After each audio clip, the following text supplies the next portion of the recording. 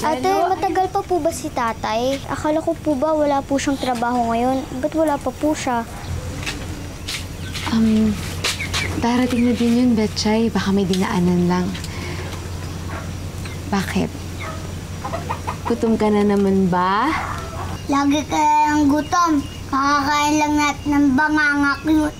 Banganga cute? Banana cute? Mga asar ka na nga lang, bulol-bulol ka pa.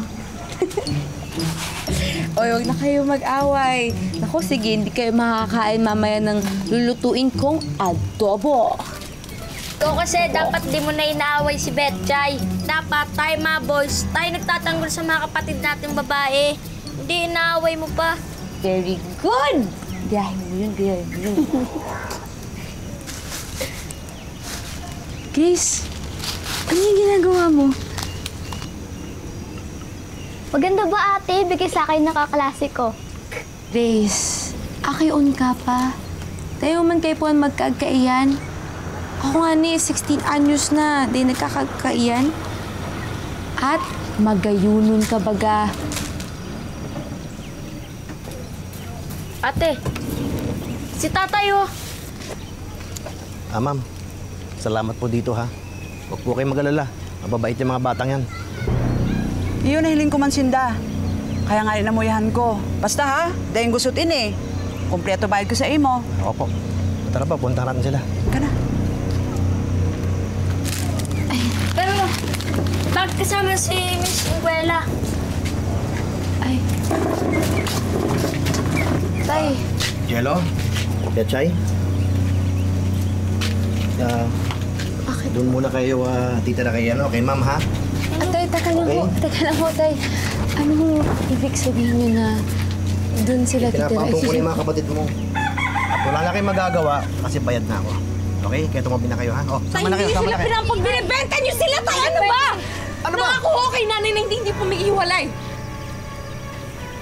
Kubang ko magkaso sa bahay pag may mga pangangailangan tayo. Di ba ako?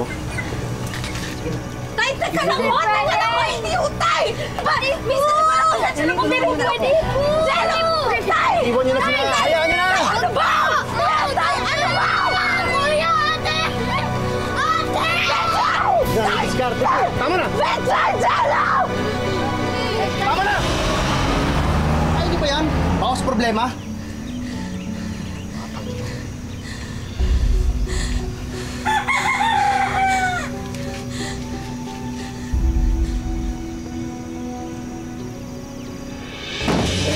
Alam, arte nindo. Hoy, Hector, Grace, maghanda kayo bukas ha. Darating yung kumpare ko. Kayo naman ang ipaaampon ko. Akala ng konsensya, tay. Ano bang gusto niyo mangyari? Mamatay tayo ng sama-sama dahil sa gutom? Ganon ba? Tay! Ganon ba? Tay, pwede naman po ako tumigil sa pag-aaral eh. Para magtrabaho. Hindi ho yung ipapamigay niyo lang po kami sa kung sino-sino. Tay, tama naman. Ako ang tatay dito ha. Ako ang masusunod. Buhit kayo sa buhay ko. Abwisit! Abwisit!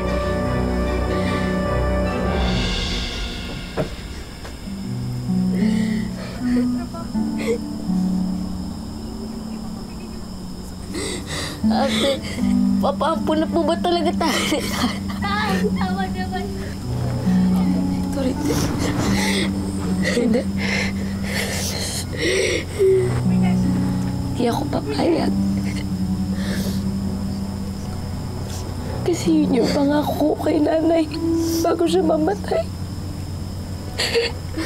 Na hindi tayo maghihiwalay. Ano po sila, Betchay at Jello?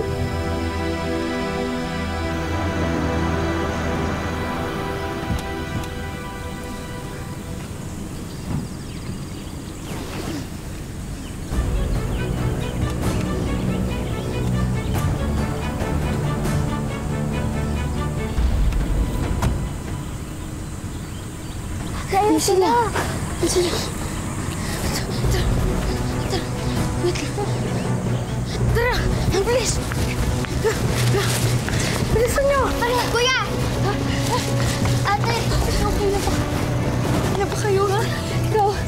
Ate! Bilis! Ginagawa niyo! Sira ulo talaga yung tatay niyo. Eh, anong plano niyo ngayon? Ayaw mo ba na ipaalaga mo muna sa iba yung mga kapatid mo? Tapos, kung gusto mo, ipapasok kita dun sa alam ko na agency. Doon, pwede kang mag-DH sa Saudi. Say at... Nasaan na yan?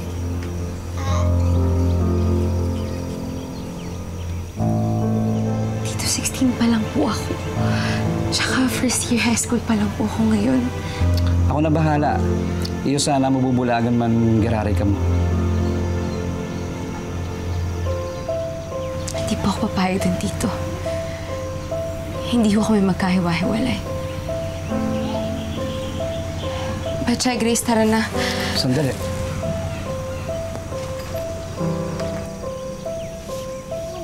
Tanggapin mo to. Tensya na.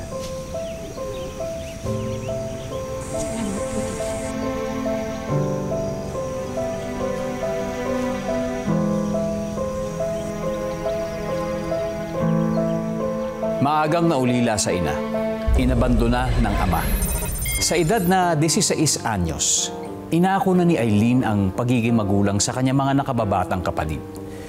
Pero sa murang edad niyang yon, hanggang kailan kaya kakayanin ni Aileen na pasanin ang mabibigat na responsibilidad? Ano?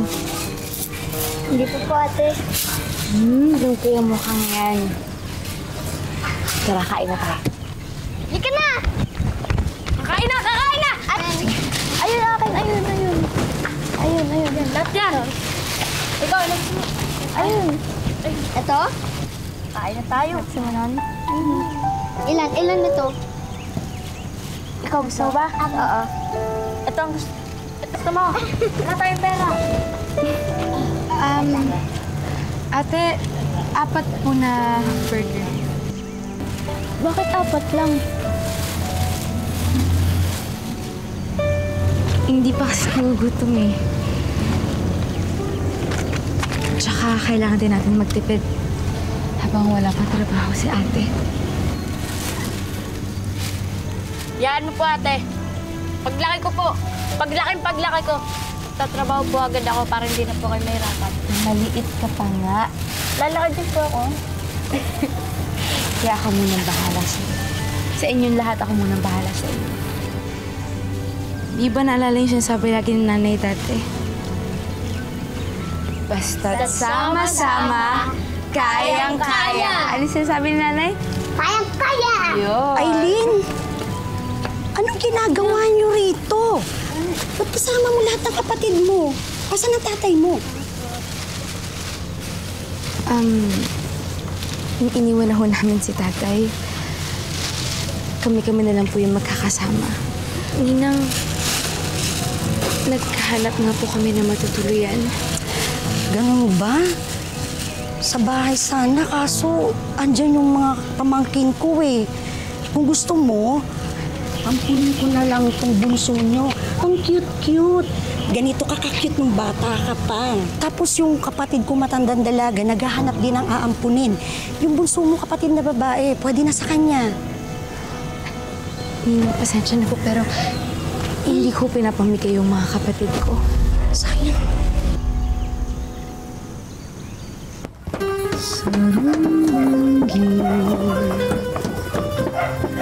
Sa higdaan, kadamog ako.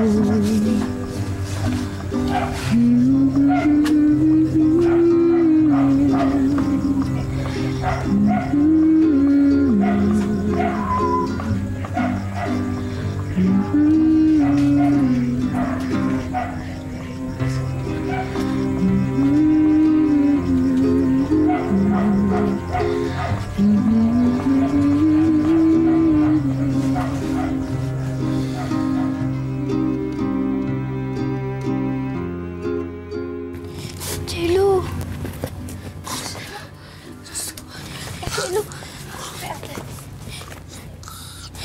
Ate, si Jello po nagsusuka.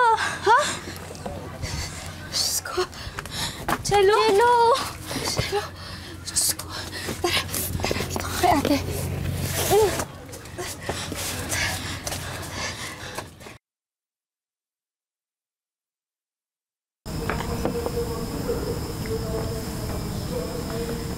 Diyos mabalos po, Tito. Kung hindi ho dahil sa inyo, hindi ko po matadala yung kapatid ko sa ospital. Pamangkin ko pa rin naman kayo. Siyempre, kung ano yung pwede kong maitulong, gagawin ko. Salamat po, Tito. Salamat po talaga, Tito. Aileen, hindi naman sa minamaliit ko yung kakayahan mo na mag-alaga sa mga kapatid mo. Pero paano kung maulit-ulit yung ganito?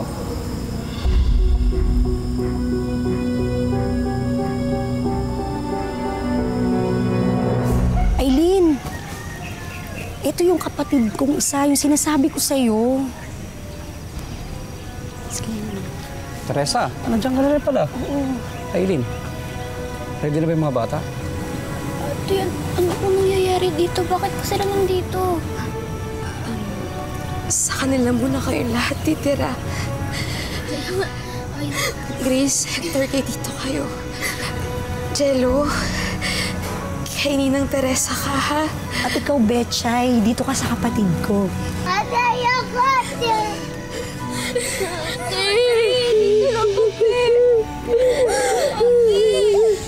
Balikan kayo ni Ate. Betchay, balikan kayo ni Ate. Tara na, tama na yan. Ayoko, Tara.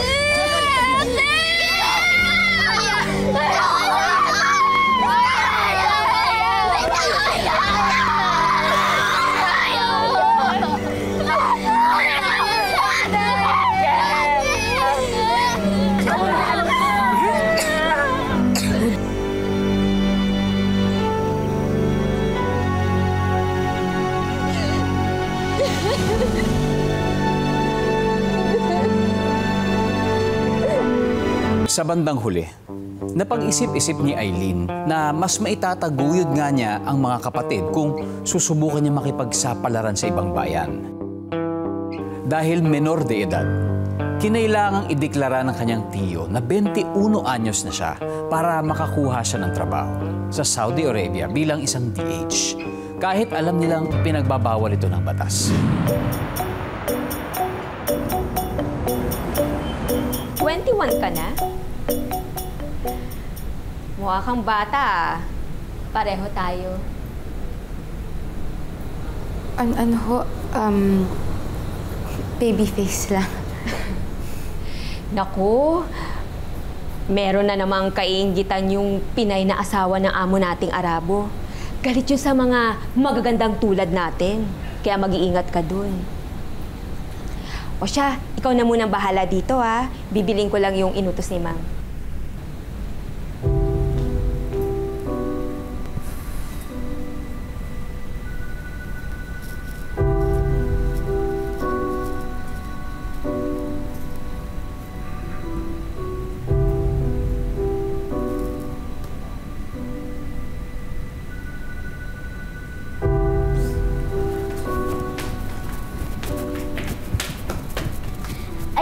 Aileen, let's play. Let's play hide and seek. I'll just finish cleaning the house. Please! Ano ginagawa niyo, ha? Ma'am, sorry po. Ano ba?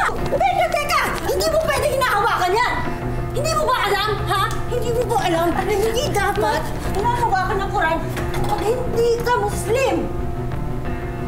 Tama ka ba, ha? Wala ka talagang respeto, eh, no? Wala ka respeto, ha? Tapos, ang dumi-dumi ng kamay mo, yung mga bata, nakikita ka! Sorry po.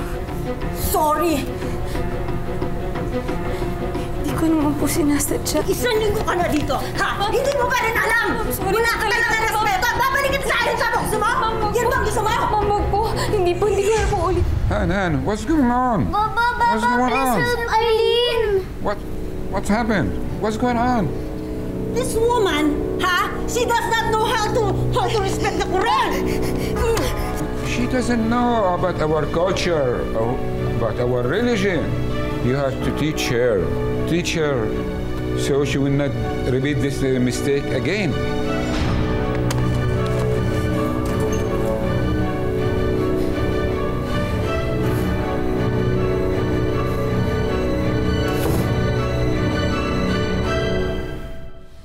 Nagkasawa lang ng Arabo eh. Nagkapera lang. Nakalimutan na niyang Pinay din siya. Walang malasakit sa mga kababayan niya. Buti na lang talaga mabait yung mga anak niya. Correct! Buti na lang hindi nagmana sa ugali niya.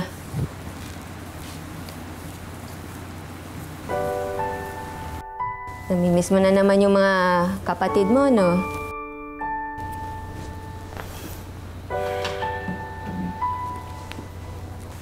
I-video call mo na.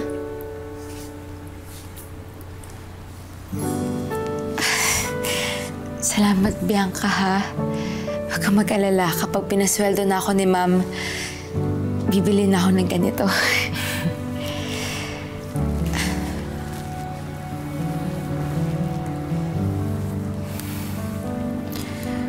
Hector, halika rito yung akin nyo. Dali! Ate! Ate! Ano po, ate? Ate, kamusta? Kayo? Kailan pa po kayo uuwi?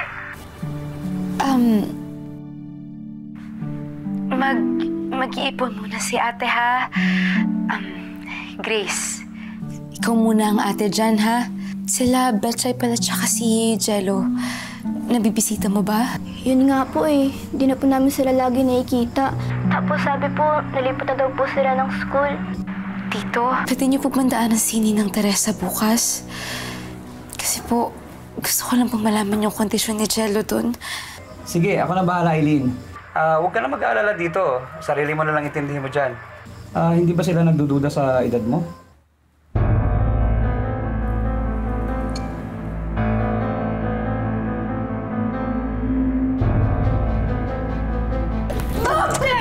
Hindi ako naniniwala sa'yo! Sorry, Mama! Sorry, sabi ko na nga ba eh! Ha? Sorry po. Manuloko ka? Ano sorry? Ha? Yung unang beses pa lang kita nakita, alam ko na manuloko ka talaga eh! Ma'am, sorry po. Hindi naman ko lang Bianca, sabihin mo nga sa kanya yung sinabi mo sa akin na hindi naman talaga siya 21 anyos, kundi 16 anyos! Han. Friend, sorry ah. Kasi ayoko naman mawala ng trabaho eh. Kaya sinabi ko na lahat. Sorry. Lumayas ka! Lumayas ka! Ayoko ka naman sa namin na yan! Lumayas ka! Han, cool down, slow down. Calm down. Calm down! Do you know that if authorities find out that a minor is working for us, we will be in great trouble? ما راح نخبرهم، ما راح نقول لهم بعد صغيرة، ما راح نخبرهم. Are you crazy? Ha? Lumayas ka! Ayan ang kameras mo! Lumayas ka na! Whatever you call me, Eileen, she will not leave. She need the job. Show her some mercy.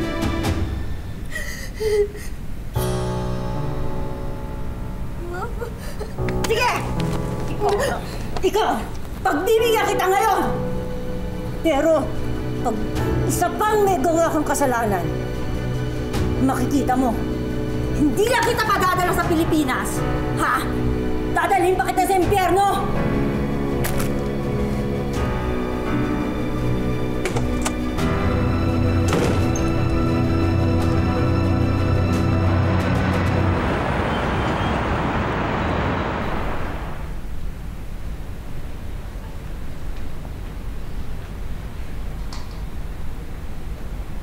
We're going to Grandma's house.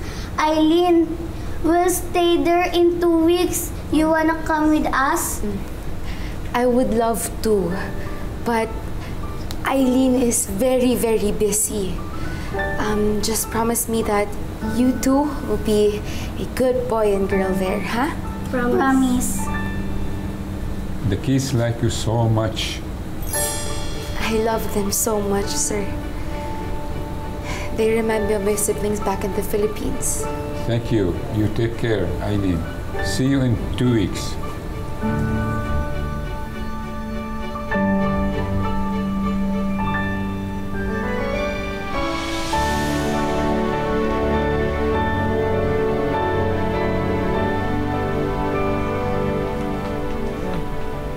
Ang sweldo mo.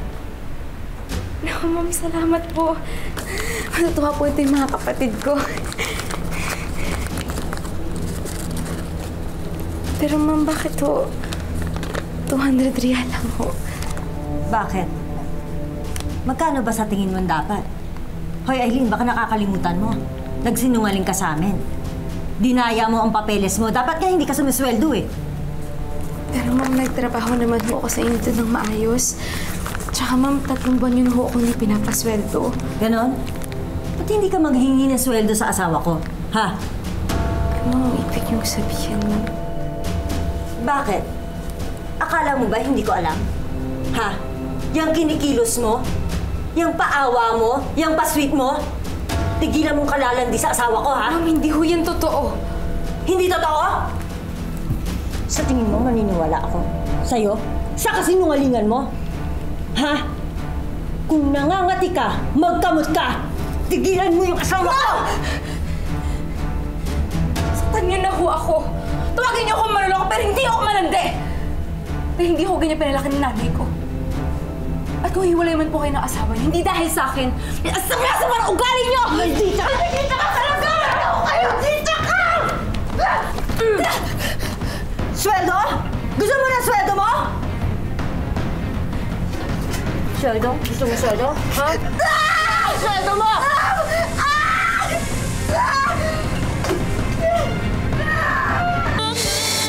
Dapat kasi hindi mo na pinatulan. Ayoko na, Bianca. Anong ayaw mo na? Kailangan malagyan ito ng sugat mo para hindi ma-infect. Hindi ibig ko sabihin, ayoko na dito. Gusto ko nang umuwi. Sa mga kapatid ko.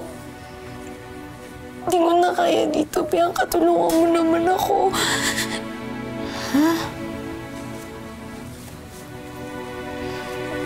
Bianca, hindi ka pa nakakabawi sa akin sa ginawa mo.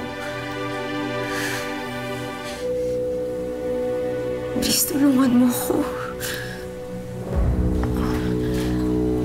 Oh, sige.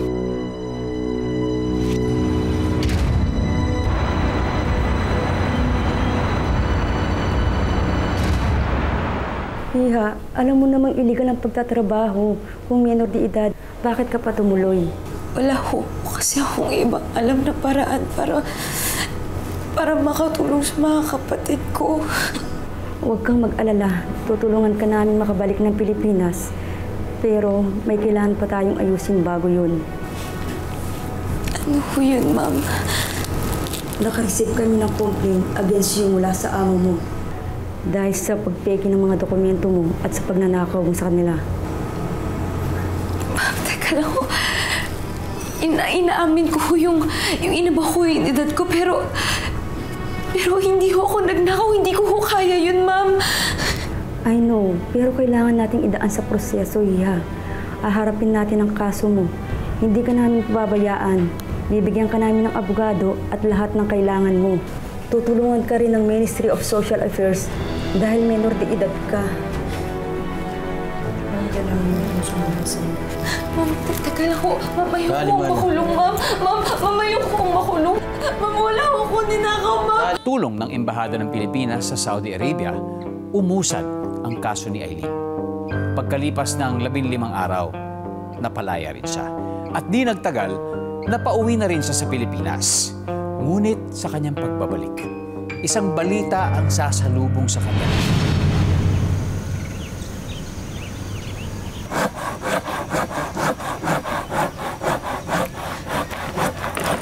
Tito. Aileen, Tito, maghahanap rin po pala ako ng mauupahang bahay. Kasi natulungan po ako ng embassy na pabalik yung hindi ko nakuha ang sweldo sa mga amo ko. Maganda panimula rin po yun para sa amin. pero bakit mo umupahan ka pa? Para po sa aming 5. Andyan po ba sila, Grace? Hindi mo ba alam? Bakit? Ano pong nangyari sa mga kapatid ko? Ate! Gutom na po.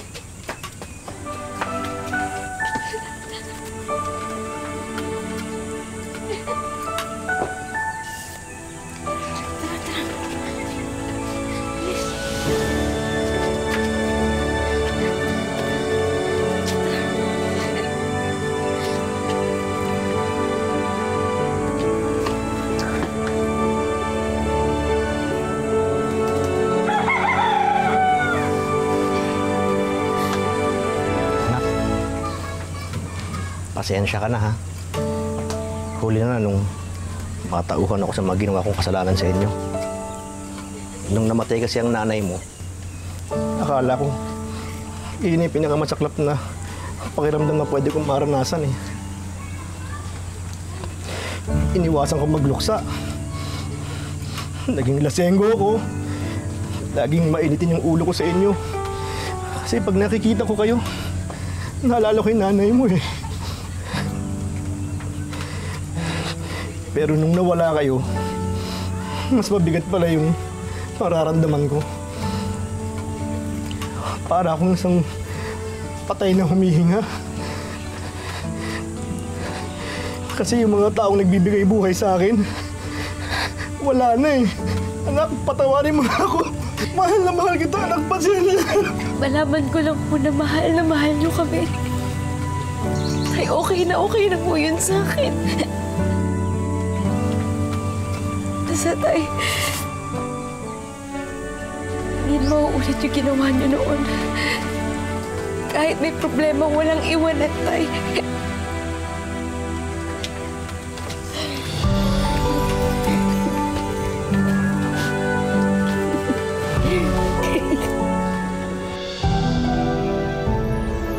Sa ngalan po ni Marian Rivera, magandang hapon. Ako po si Dingdong Dantes.